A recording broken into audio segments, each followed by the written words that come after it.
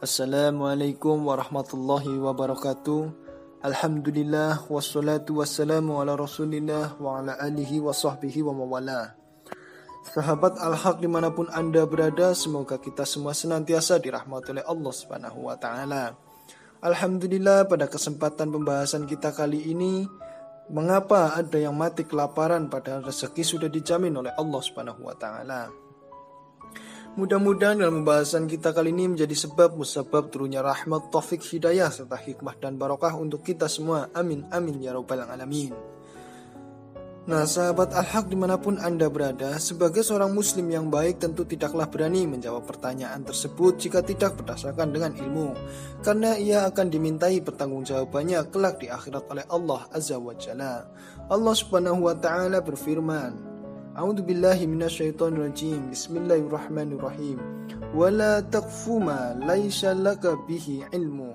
Innash syam'a wal basara wal fuada kullu aulaika kana anhu mas'ula. Dan janganlah kamu mengikuti apa yang kamu tidak mempunyai pengetahuan tentangnya. Sesungguhnya pendengaran, penglihatan, dan hati semuanya itu akan dimintai pertanggungjawabannya. Al-Isra ayat 36.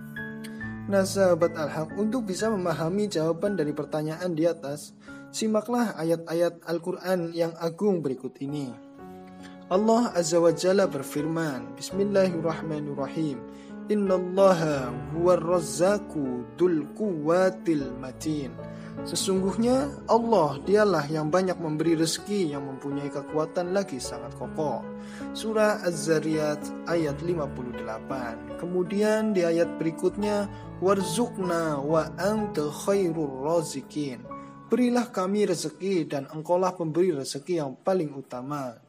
Surah Al-Maidah ayat 114. Kemudian di ayat berikutnya, wa innallaha lahuwa khairur razikin. Dan sesungguhnya Allah adalah sebaik-baik pemberi rezeki. Surah Al-Hajj ayat 58. Kemudian di ayat berikutnya, wallahu khairur razikin. Dan Allah sebaik-baik pemberi rezeki. Al-Jumu'ah ayat 11. Di dalam Fiqhul Asma'il Husna halaman 103.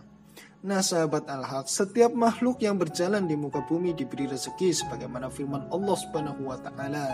Bismillahirrahmanirrahim. Wa ma min dabbatin fil ardi illa 'alallahi rizquha. Dan tidak ada satupun makhluk yang berjalan di muka bumi melainkan Allah lah yang memberi rezekinya. Surah Hud ayat 6. Allah memberitahukan di dalam ayat ini bahwa Allah memberi rezeki kepada seluruh makhluk yang berjalan di muka bumi ini. Sangat jelas sekali beberapa firman Allah tersebut. Jika tidak ada satupun di antara hamba-hambanya yang beriman yang meragukan firman Allah Ta'ala di atas. Hanya saja Allah Subhanahu wa ta'ala melapangkan rezeki bagi sebagian hamba-hambanya dan menyempitkannya bagi sebagian yang lainnya. Untuk suatu hikmah yang Allah ketahuinya, hal itu merupakan kebijaksanaan darinya dan sesuai dengan ilmunya tentang apa yang bermanfaat dan yang layak bagi hamba-hambanya. Allah Subhanahu wa ta'ala berfirman di ayat yang lain.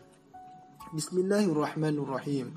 Wallahu faddala ba'dukum ala ba'din fir rizqi. Dan Allah melebihkan sebahagian kalian dari sebahagian yang lain dalam hal rezeki. An-Nahl ayat 71. Kemudian di ayat yang lain Allah berfirman, Allahu yabsutur rizqa liman yasha'u min ibadihi wa yasdirullah. Innallaha bikulli syai'in alim. Allah melapangkan rezeki bagi siapa yang dikehendakinya di antara hamba-hambanya dan dia pula yang menyempitkan baginya. Sesungguhnya Allah maha mengetahui segala sesuatu. Surah Al-Ankabut ayat 62. Syekh Abdurrahman As-Sa'di rahimahumullah menafsirkan firman Allah di dalam surat Al-Ankabut ayat 62 di atas. Segala puji hanya bagi Allah yang telah menciptakan alam atas dan bawah serta mengatur mereka dan memberi rezeki mereka. melapangkan rezeki bagi hamba yang Allah kehendaki dan menyempitkan rezeki hamba yang Allah kehendaki. Hal itu merupakan kebijaksanaan darinya dan sesuai dengan ilmunya tentang apa yang bermanfaat dan yang layak bagi hamba-hambanya. Terkadang memang sebagian orang ada yang mati kelaparan dan sebenarnya ini tidaklah bertentangan dengan nama Allah Ar-Razzaq yang banyak memberi rezeki. Nah sahabat Al-Haq, Allah tetap dikatakan zat yang maha memberi rezeki dan Allah telah memberikan kepada orang tersebut jatah rezekinya secara penuh dan sudah menyempurnakan ajalnya.